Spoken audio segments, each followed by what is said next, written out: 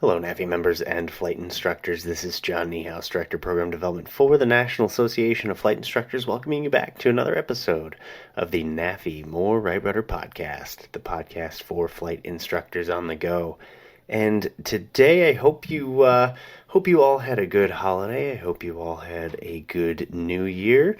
And I think we're going to start this year out right. We're edging closer to our 60th episode, which, if you remember, if you've been following along, 60 is the new 50, as they say, and the sort of 50th episode extravaganza that we were going to have that abruptly got canceled. We're still planning on for the 60th episode, so hang in there with us, stay tuned, and I think it'll be a fun show. I'm always looking for ways of making this podcast better. And, I know that we reuse quite a bit of content on here, but we are also trying to get back in the habit of making some more original stuff too. And so if you are out there, if you have something you want to talk about, if you are interested in being interviewed for one reason or another. It doesn't even have to be selfless. If you've got a book, if you've got a program, if you've got something you want to talk about that has interest to flight instructors, reach out to me at jniehaus@nafinet.org, last name spelled Niehaus. And maybe we can get you on the podcast. We'll talk about some things and have some laughs and have some fun. Today, the podcast is sponsored by a discount that we have here at NAFI that you may or may not even know. Did you know that NAFI members get discounts off of Avis and budget rentals for rental cars? So Avis members can receive up to 25% off if you use this special handy-dandy code that is contained within the NAFI members-only site. And same thing for budget, 25% off with the handy code. It'll tell you how to make use of that discount, and go ahead and make sure you do it. If you didn't know, we also receive, while you're traveling, a 26% off public rate for hotels off of our special code for Hotel Engine. Kind of like Priceline, but better, because they support you as NAFI members. So anyways, log into your account if you're traveling, which everybody seems to be doing nowadays. Try it out. See if it works for you. Let us know. And so today we're going to talk about a issue that's been going on that has personally affected my friend Ned Parks. And you may remember Ned because he's done so much for NAFI over the years, and he was even the Eggs Bueller award recipient in 2022. He came up with the special interest group program idea, and we thank him for that. And unfortunately for Ned, he actually witnessed an issue at an airport where a airplane got into rotorcraft wake turbulence or rotorcraft downwash. And let's just put it this way, it didn't end well. Now, Ned is a helicopter pilot as well, and has a lot of experience in all of that. And he has made it his mission to educate people on the negative effects of getting too close to helicopters in an airplane. And so he created this presentation, and he's been taking it around different places. And if you were at AirVenture, it's going to sound familiar because he actually presented this at the NAFI Professional Development Center. And there's even a video on YouTube that we released a couple weeks ago of this very presentation. So if you want to watch it, please go to the NAFI YouTube page and you'll find it.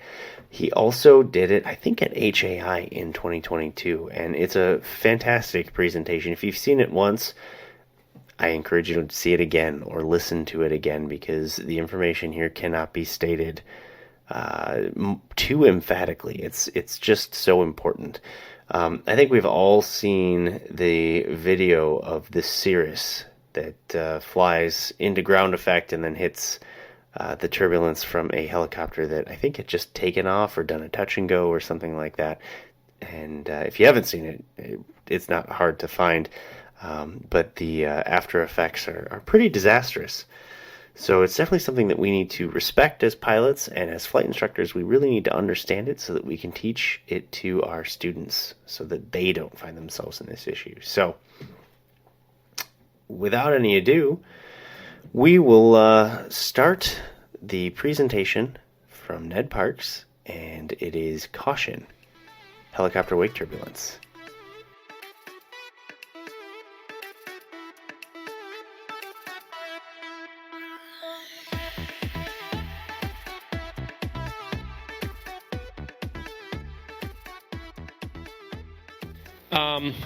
How many CFIs in the room?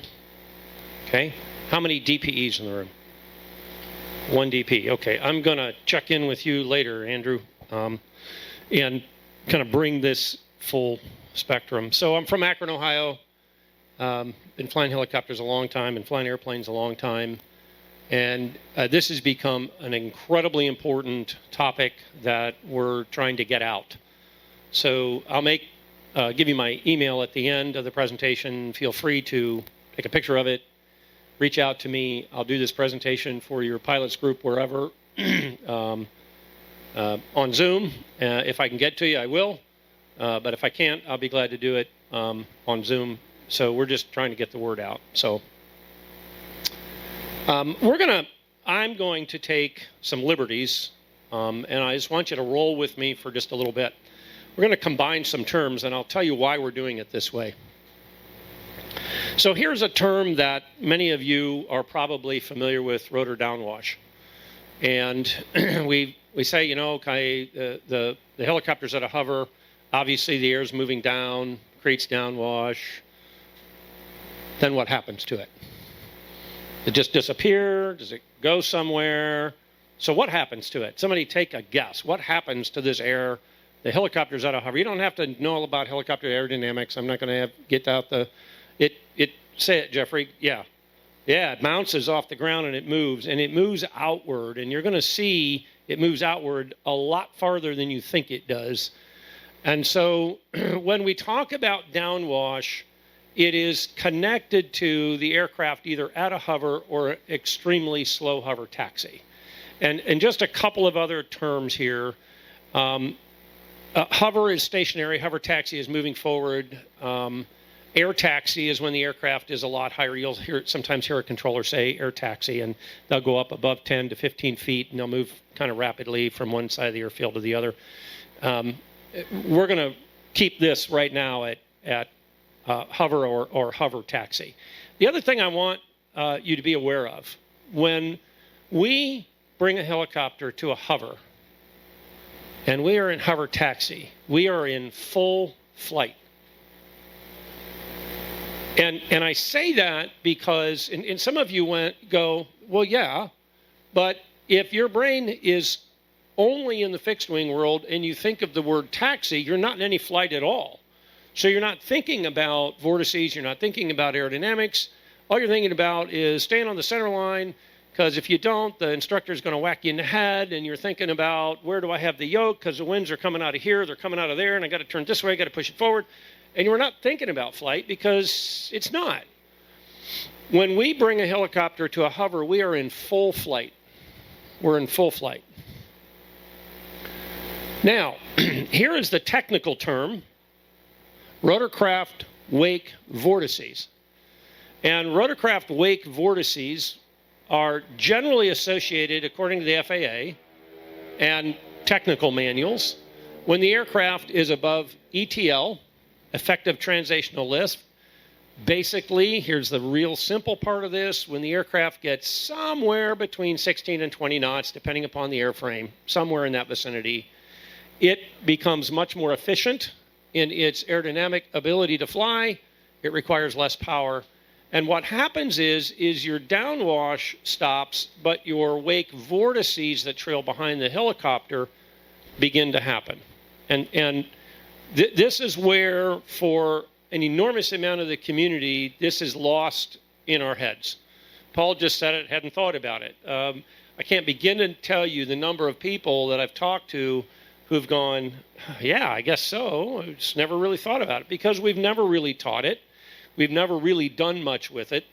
And I'll show you a report that we dug to find that's kind of buried, and it really tells the whole story.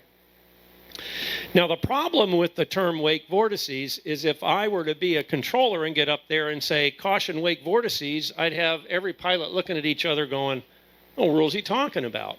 Because that's not a term that you've been taught. Unless you're a helicopter pilot and you had to get ready for a check ride and it's a part of some advanced rotorcraft aerodynamics, no one ever talked about wake vortices and you wouldn't know what it meant. So I'm taking some liberties here. This is not an official term, but I think we need to turn it into one. Caution helicopter wake turbulence. Let's call out the airframe and let's use the term that we're all been taught. And furthermore, let's not confuse the mind. The last thing we need to do is give you one more term to memorize to be a pilot. So let's not say, well, it's wake turbulence when it's a 737, but it's wake vortices when it's a helicopter, and it's this kind when it's that kind. And we just don't need to do that. The mind just needs to go, oh, wake turbulence, danger. That's all I need to know. Landing, taking off, wake turbulence, danger. Do you really care what airframe produced it? You probably shouldn't, to be honest with you. There are some differences between the two, which I'm going to get to in just a moment. But beyond that, it's wake turbulence. So we're just driving this terminology out into the industry. It's helicopter wake turbulence. If you look it up, you won't find it. You'll find wake vortices, you'll find rotorcraft vortices, but you really won't find helicopter wake turbulence in an official publication. So if you're one of those that is going to go out and look at it and then sharpshoot me on it, you can. I'm telling you, we're pushing it out there. We're going to try to get it there. So why are we here? What is going on? Why am I standing here? Well, on September 18th last year, I was at the Wadsworth Airport, which is about 12, 15 miles due west of Akron, Ohio, where I'm from. My buddy Gordon was with me. We were at a pilot's club. We were doing a clam bake. Everybody was having a wonderful Saturday afternoon. We were just having a great time. And a RANS 20 home-built aircraft was getting ready to depart the airfield. The gentleman had built it, and it was still within, I'm not a home-built guy, so I'll probably get this wrong. It was in its 40 hours of fly-off or whatever they call it. And he was trying to work the bugs out to get his airworthiness certificate. So he had taxied down to the departure end of the runway to take off. A S-76 helicopter was returning to its base at the airfield and was coming in across the approach end. A normal approach to landing, nothing remarkable.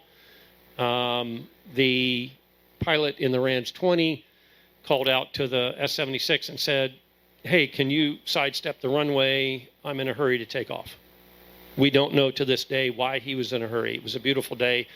There was no weather moving in. He really couldn't go more than 25 miles during daylight anyway, so we're really not sure why he was in a hurry. We'll never know. We can speculate, but we don't know for sure. The 76 came. They sidestepped the runway, being good neighbors. Sure, we'll be glad to. With a very short delay, the RANS 20 took off, got into the wake turbulence of the helicopter, rolled left, then rolled right, went upside down, impacted the ground, killed the pilot. Aircraft burst into flames. It's total destruction. So that tends to wake you up.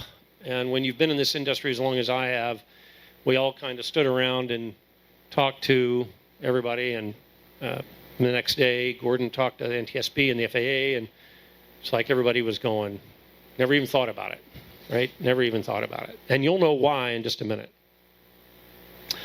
So you can see here, the red arrow is the departure of the RANS 20. My green squiggly line is pretty close to what the helicopter did. There was really no delay from the time the helicopter passed by the RANS 20 on the ground, sidestepped the runway, was going into their base, and approximately 25 seconds later, he took off, hit the wake turbulence, rolled left, rolled right, went inverted, and crashed. So not very long. How do we know this other than eyewitness reports? Because we have it on video. I will not be showing the video to you. It's pretty tough to watch, and we're keeping that private out of for the family and everybody else. We just don't want it out there and hitting YouTube, which we're sure that it would do if we started sharing it. But it's not a video from a bank where you can't see anything. It's a video from like a liquor store. They have the best security videos in the world, and this one happens to be crystal clear. And so there's really no question at all what happened here at all. So that's how we know, we're very certain what happened. So let's give some other perspective here and just get our heads in the game and wrapped around a little bit. So here's a graphic of kind of what's happening when we're in downwash. We're going to start with downwash, and then we're going to go to wake turbulence that's left behind a helicopter in forward flight. So I'll start at the bottom in R22, Robinson. Yes, sir. Yes. Yes, and I'm willing to do it on Zoom for any group you'd like me to. And I'll give you my information. Thank you for asking. An R22, Robinson, somewhere around a 1,300-pound helicopter. It's got a 25-foot rotor diameter, so we've got 3 times that, which is what the FAA does call for. And you'll see that remain 3 rotor discs away from a hovering helicopter. And so this is what 3 rotor discs looks like, okay? And from a Robinson, it's 75 feet. A Bell 206, which is a Jet Ranger, and you can just put B, if you don't know what that looks like, just go Bell Jet Ranger or B206 helicopter in Google, and you'll get a picture of it. And you go, oh, yeah, I've seen 1,000 of those. It's 33 feet, so you got about 99 to 100 feet. And then an S-76 is 48 feet, and it's about 144 feet to be exact. Call it 150. I went to public school. My math is not that great, so I tend to round things off. So do you need to memorize all these aircraft and their rotor disc diameters? No, you don't. What I would recommend you do is have a sense of, oh, you know, that's about that and that's about that. And the other thing to keep in mind is what you want to do is be able to just look at the helicopter and in your mind go 1, 2, 3. Oh, about there. If you can do that, then you're going to be in pretty good shape. So this is what they're talking about. Now, what's interesting is you'll notice the 2 blue arrows at the bottom going directly out. Here's what we know through some testing. We've pulled some old reports from the FAA. The rotor wash comes down, it hits the ground, and it not only loops back up, but it also goes straight out. And it goes straight out, and they believe that it actually picks up speed. The sensors that they put out there, that it actually picks up speed. I'm not exactly sure why it would pick up speed. You'd think it'd slow down, but it actually picks up some speed. Why do we come up with this 3 rotor disc diameter? Because it still produces hazardous winds that far out. So to give you an idea, at our subject airport, a very common 1960s built uncontrolled airport in the United States of America is going to look very much like this dimensionally. 3,000, 3,500 feet, somewhere between a 50 and 75 foot wide runway, and the distances from the taxiway to the runway are approximately 140 feet. I've done this with a bunch of them. I'm using this. You'll find some that are a little different here and there, but they're generally pretty close to this. So this is just kind of a good way to keep your head in the game. So you've got about 135, 140 feet between the center line of the runway and the center line of the taxiway. And I just got done saying that an S-76 is producing hazardous winds up to 150. So you got a 15-foot delta here. You're still within the danger zone. So what does that then look like to the average fixed-wing pilot? I'm getting ready to take off. There's an aircraft on the taxiway. I really don't care about the aircraft on the taxiway because they're on the taxiway. They're at a taxi. Remember what I said about what our brain tricks us to thinking. They're at a taxi. No big deal. It's a helicopter hovering, and we slam the throttle forward and take off, and then we wonder why we're having some problems. So this is why this is important. We're trying to raise that awareness and get people to go, gee, I'd really like that helicopter to move, or I'm going to wait, one or the other. So to kind of help you attach this to some other airports so you can, in the moment, get your eyes kind of gauged to say, oh, that's about that distance and that's about that distance. My home airport, Akron-Fulton Airport, which is not Akron-Canton, it's the downtown airport with the air dock, if you've ever been there. We got 6,300 feet, 150-foot wide runway, and the distance between the two is about 400 feet. So the larger runway we have, we're getting more distance from the runway, and that's through airport design, runway safety areas, type of aircraft. It gets pretty complex why that happens. But just so you understand, the shorter the runway, probably the closer the taxiway. The longer the runway, probably the farther apart the taxiway, just so you know, especially on older built airports. Now, a couple of other dimensions that I've taken here just to give you an idea, and it kind of doesn't matter where these airports are, but you'll notice that on the one on the right, the runway is not really the issue here that I'm trying to point out. The issue is between the taxiway and the parking. So now, what do we have? Well, we've got, let's just assume for a moment, on the left of that little grassy area, the helicopter's parked, and they're tuning up, and the airplane is taxiing down. They're 117 feet away, and the helicopter starts to pull pitch, and depending upon the airplane, it can turn you right upside down. And again, it's not something we think about. We think, oh, the helicopter's over there and parking. And honestly, we in the helicopter world are worried about us flying, and while we do our best to not do damage to the area around us, we still have to fly our aircraft, and we still have to have you be on the lookout for us as we need to be on the lookout for you. The aircraft, or I'm sorry, not the aircraft, the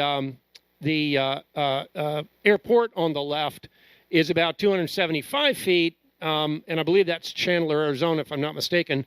And that's between the runway and the taxiway, and then you can see the amount of ramp space out there. So this is just to give you some numbers in your head. When we started to do this, it was like, I don't even know what I'm looking at. Yes, sir. There is. I'm going to share it with you. Two other airports. I'm showing you these two because it really, I'm trying to highlight the parking area where we can also have problems. So the one on the left, you've got a parking area 275 feet wide. There's probably nowhere I can park the helicopter and park the fixed wing in that general area and not have them be interacted with each other in a negative way. So we just really need to be aware of that. You're parking your fixed wing, you see a helicopter. You know what, I think I'd like to park over here.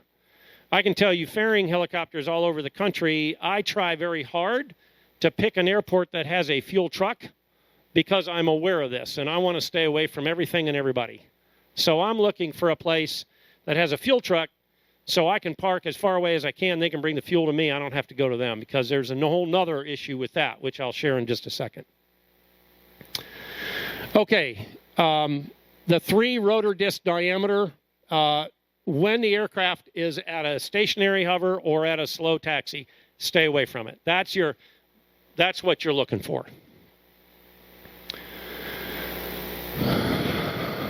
There we go. All right. We were able to dig up this calculation, and it is more complex than what it even looks like here. To just give you some idea, you need the disc area of the rotor disc. It comes out in meters. You have to then get the radius. You have to then bring it around. You have to then calculate air density in feet per slugs. I didn't even know what that was. I had to then go do about 2 to 4 hours of research on that. Depending upon whether it's wet air or dry air, that was a whole other 2 hours of reading of what are they talking about. So here's what I did to make life easy on myself. By the way, you can find it at airdensityonline.com. Who knew, right? There's a website for everything, right, Brian? Everything. At any rate, the number I have here is standard day sea level, because I got tired of trying to figure this out and do all the other calculations. You take the weight of the helicopter. Why did I use 10,000 pounds? Our subject, S-76, is 11,008 gross weight, somewhere in that vicinity. When it was landing, fuel burned off, nobody on board or only a small crew on board, calculated it to be around 10,000. So we took that. You could obviously take my Excel spreadsheet, put a different weight in there if you wanted. You divide that in two. You then go through the calculation. You come down to the velocity at miles per hour. I converted it to knots. So we've got a 52 knot wind being produced at a hover 140 feet out.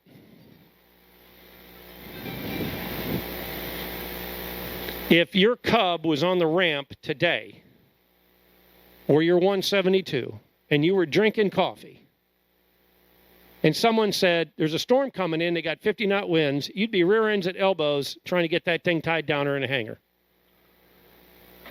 Because you'd go, it's going to destroy my airplane. But we hear a helicopter come in, we don't think anything of it. You're not expected to, I get it. That's why we're doing this. It's all right. Don't feel bad. My buddy Gordon over here describes helicopters as moving microbursts, and I think that is probably one of the best descriptions you can have. And if you remember nothing else from today, if you remember that is a moving microburst, and I'm going to stay away from it, you will be way better off. It is absolutely the best description I've heard.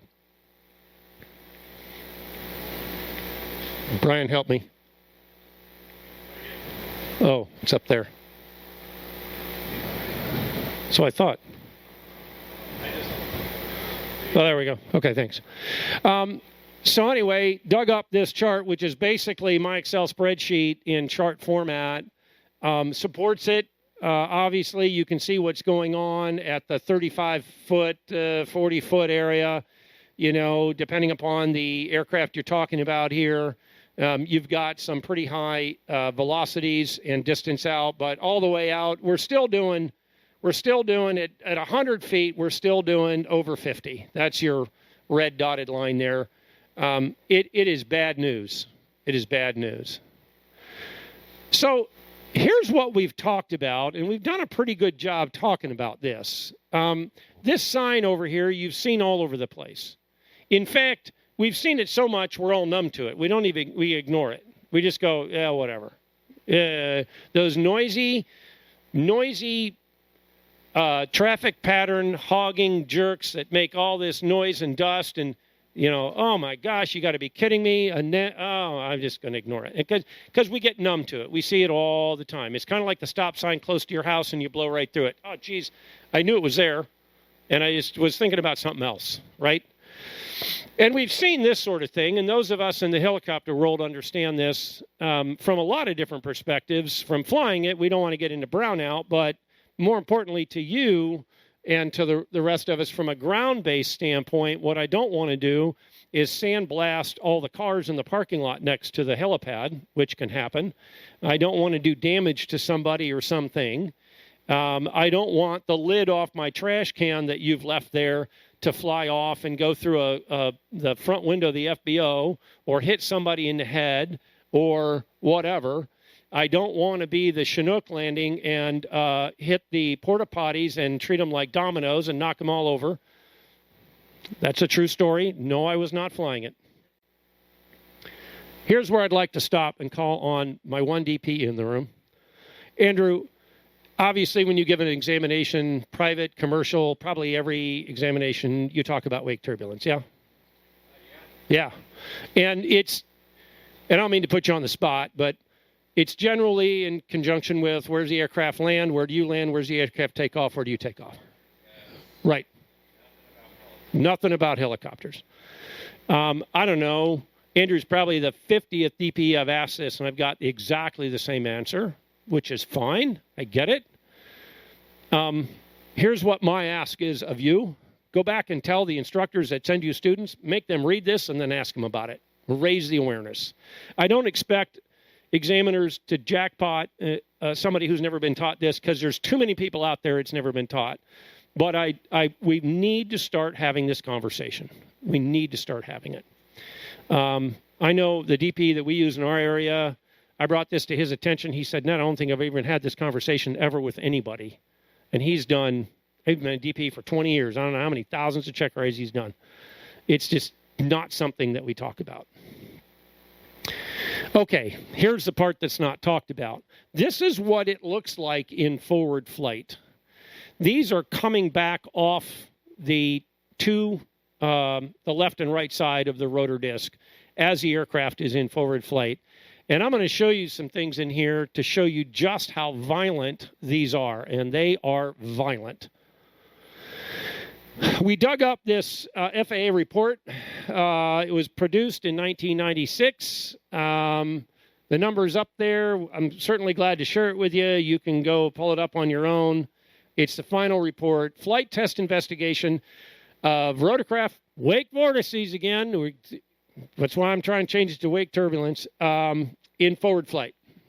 Now, we did find, and there are other reports out there that talk about downwash and out of hover and what's going on at a slow hover. Tons and tons of, they've done all kinds of testing there. Lots and lots of information. This is the only one we could find for forward flight. If you know of another one, please send it to me. So basically, here's what they discovered. They took 4 helicopters, a CH-53, an S-76, Chinook, and a Huey, right? Yeah. And they fixed them with smoke. They took them up to 5,000 feet. They took a T-34 with a highly experienced aerobatic pilot, and they took a decathlon with a highly experienced aerobatic pilot. The T-34, they flew in trail behind the helicopters closer and closer and closer. They did several runs, but they were doing it looking for 2 different things. What would the aircraft do with uncommanded input from the pilot? In other words, what roll rates and how fast? And then the other thing that they would do is, what would the aircraft do with the pilot trying to keep the aircraft level? And I'll shorten a lot of technical reading for you. This is basically what they discovered. Anything inside of 3 nautical miles was considered hazardous wake turbulence from the helicopter. And they considered hazardous wake turbulence as putting the aircraft in an uncommanded roll up to 60 degrees in less than 2 seconds. Try that on short final. You're probably not going to make it. So 3 nautical miles is that's your touchstone number. That's the other number I want you to remember. Now, that's trailing it. You're on final. Number 2 behind the helicopter, clear to land. So you need to be thinking about 3 nautical miles as at a minimum.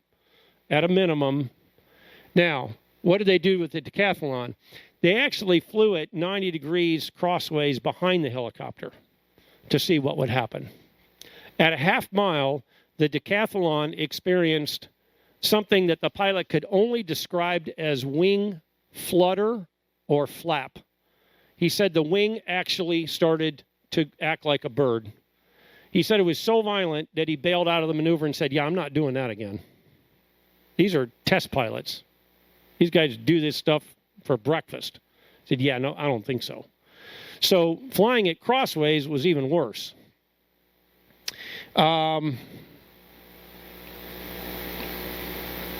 Findings. And then I got some things to get your attention. Half mile resulted in loss of control. A half mile was loss of control at with every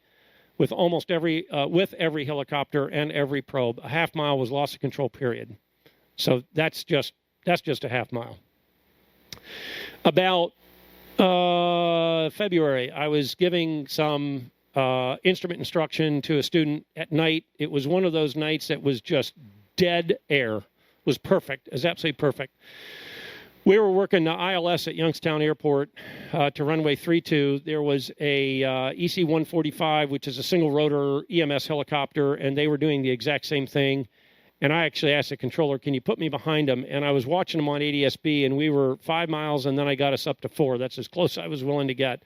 And flying the exact same glide slope down, and I could feel it at 4 miles. It was not upsetting the aircraft. We didn't have to do anything. It just felt like minor. At 4 miles, I was still able to just feel it.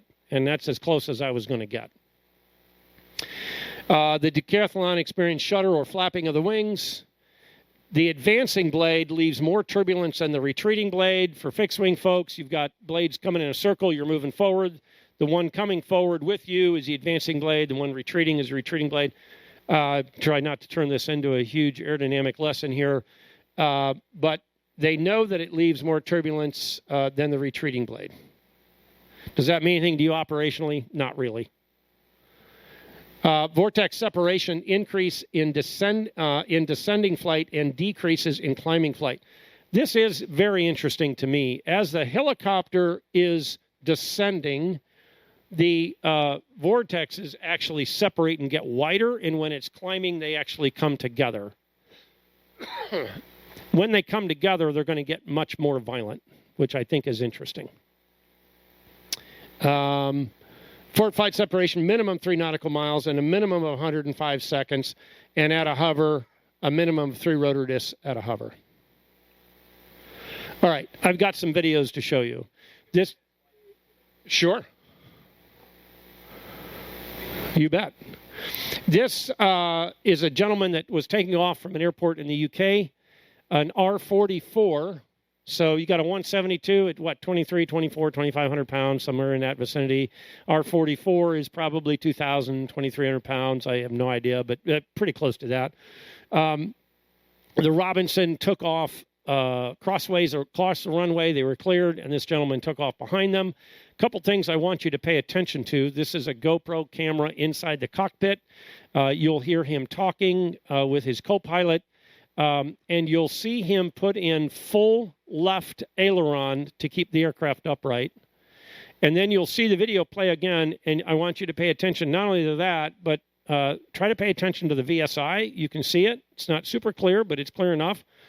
He's on a normal 172 climb with 2 people on board, call it 400 feet a minute. And the VSI goes to 0, and then it pops up to about 600.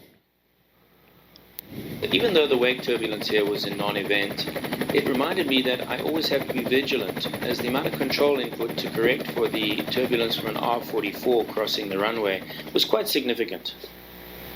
Ready to go? Yep. Good. Rockcliffe traffic, Golf Fox Alpha on the roll 27, Rockcliffe. Pump time is 11. I've got that in my head. Yeah, I got it, wrote it down. TNP's good? Yep, TNP's good. Airspeed is alive, 55 rotate. I see the chopper. Yo! Feel that? Yep. That was...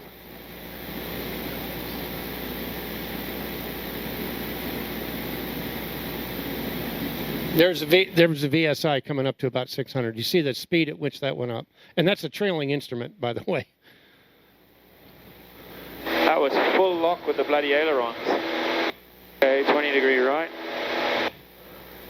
All right, let's talk about this briefly. Keep something in mind. These aircraft are of similar weight. The Robinson is a 2-bladed helicopter, very small signature on the size of the blade, number one. Number two, this aircraft was clean configuration, flaps up, full power. And the others I'm going to show you, the aircrafters in landing configuration, flaps down, gear. Okay? All right. Do you want to change it now, Brian, or are you good? You want to change the camera now, or are you good? Oh, okay. Okay. All right. This is, I believe, in upstate New York, an SR-20 student on a, I think, a second solo, landing behind a Black Hawk. Black Hawks, by the way, are around 22,000 pounds. So there's a Black Hawk taking off. Watch the signature. 57 seconds is where that started, maybe 56. You'll see the Cirrus come in from the left side of the window there.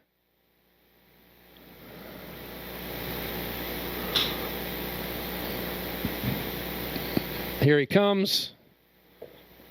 He's on short final, and there he goes, and he cartwheels down the runway. Aircraft destroyed. I think he broke an ankle and a wrist or something like that, but he did survive. I call these innocent accidents. People just don't know. Can you advance my slide, Brian? It's not working. PC-12, gross weight, 9,500 pounds. I have no idea what the aircraft weighs at the moment, but that's the gross weight of the airplane. Again, a Black Hawk and PC-12 landing behind it. Black Hawk's taken off. There's the PC-12.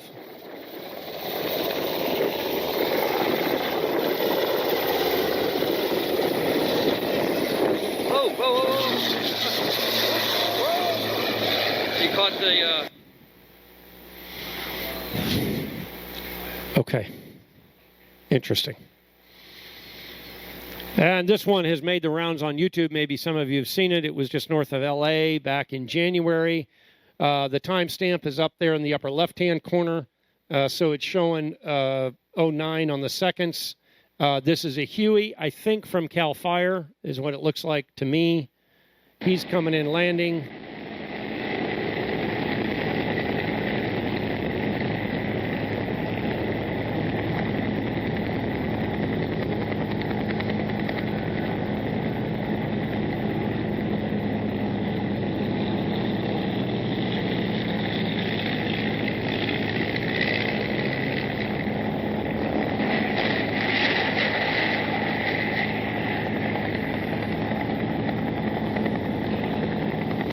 Escaped with injuries, destroyed aircraft. Yes, sir. Right. I fly Black Hawk, so we try to be cautious of the stuff, but like, we try to stay completely away from everything. But some planes don't know that. Right. So he wasn't even close to runway. Nope, he wasn't. Yeah. And that Huey is about 10,000 pounds gross weight, 10.5 gross weight. Finest helicopter ever designed, ever, full stop. I might have flown them in the Army, I don't know. But, I don't know what he's weighing right out now, maybe 7,500, 8,000 pounds, whatever, have no idea. But it's two-bladed, so it's making less of a rotor wake turbulence signature than a Black Hawk would, and he still did quite a lot of damage, and he was in forward flight. And I think it's a 30-second delay, 25-second delay of crossing over behind him. Again, I call it an innocent accident because we just haven't taught this stuff. People just don't know. And the controllers are not, I don't have any idea if this was a controlled or uncontrolled airfield. It doesn't matter. The controllers are not required to report caution wake turbulence until the helicopter is over 41,000 pounds. So the Black Hawk takes off. They're not reporting it. It's a Chinook. It's a CH-53. It's a, one of the really big guys. We've got a special guest that I did not just met this morning. Jeffrey, if you'd come up, please. So Jeffrey introduced himself to me this morning. Jeffrey was in a 182, correct, sir? Yeah, it was a 182B. 182 in... You see the video with the Pilatus? Put this right close to your... Okay, so the video with the Pilatus that he showed, that, I want that video because, and talking to everybody, that happened the day before my accident. So that's right after Hurricane Maria, basically 1 week after. And we were on a 182A landing at that same airport. And we ended up crashing in a Cessna 182 from two Black Hawks. We were number two behind two Black Hawks flying in tandem doing the same thing that they did. But because on that airport, the Black Hawk base is at the end of the runway. So when we came in, our plane it pushed down. And we were like 2 miles in trail. And the controller was like, you're clear to land. And it pushes down at the threshold. And we recovered. And then about 300 feet down, it violently pushed us to the left. And the left wing was about a foot off the ground. And he recovered again, my pilot friend. He died in the accident. And when we did that, we said the full go around, we're going to turn to the right. Everybody who knows Isla Grande Airport, the pattern is a left-hand pattern. And we turned to the right because the blast came from the right. And as we turned to the right, the plane literally went up directly 100, straight up. And we were only about 60 knots, so you know what's going to happen. She's going to stall, roll left, and inverted, bam, crashed. He ended up dying 10 hours later from head trauma because we hit my whole left side here. I broke my wrist, my arm, I have an artificial hip right now. I have a rod in my leg. 9 surgeries later, this is what I am now. But he lost his whole right side of his face because we hit and he hit the panel. The only reason I'm here today because I survived is because when we took off, he was like, okay, you want to fly? I'm like, no, this is a new plane. He always lets me fly. It was a good friend of mine who always trained me to fly, helped me to learn. But I was kind of upset. And whenever I'm upset, I don't fly because I was working earlier. And I pushed my passenger seat all the way back to enjoy the ride. And because I was an extra foot from the panel is why I'm here talking to you today. Did you have the fire safe bags and airbags? The airbags? No, we had hooker harnesses on the plane. And that's another reason why my hip got exploded. Because the impact, the belt is what exploded my hip, basically. But that is real. And the instructor told us nothing about, the controller said nothing about it. He said basically like, look, when we turned final, we felt the bumps, like what you were saying, in trail. And we were going to do spacing turns. And he said, do spacing turns because he realized that we were close in short final. And then basically everything else happened after that like that. It was there. And I'm glad you have that video because I talked to people from the ground who pulled me out of the plane who said the day before it almost made the Pilatus crash, and that's the video. Thank you. A round of applause, please.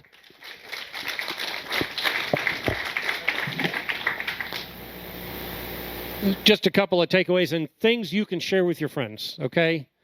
Helicopter hovering is a moving microburst, and I would tell you it's the same thing in forward flight. 3 rotor diameters away. Forward flight create violent wake turbulence behind. Treat them as a heavy aircraft. And the decay of the turbulence is 2 to 3 minutes and 3 nautical miles. And I'm willing to do this for any group you want me to. Sure. Yep. I'm willing to do this for any group you want me to. I'm a FAA Fast Team rep. I can do the spans for your group. I'll do it on Zoom, wherever you are, doesn't matter. Feel free to reach out to me.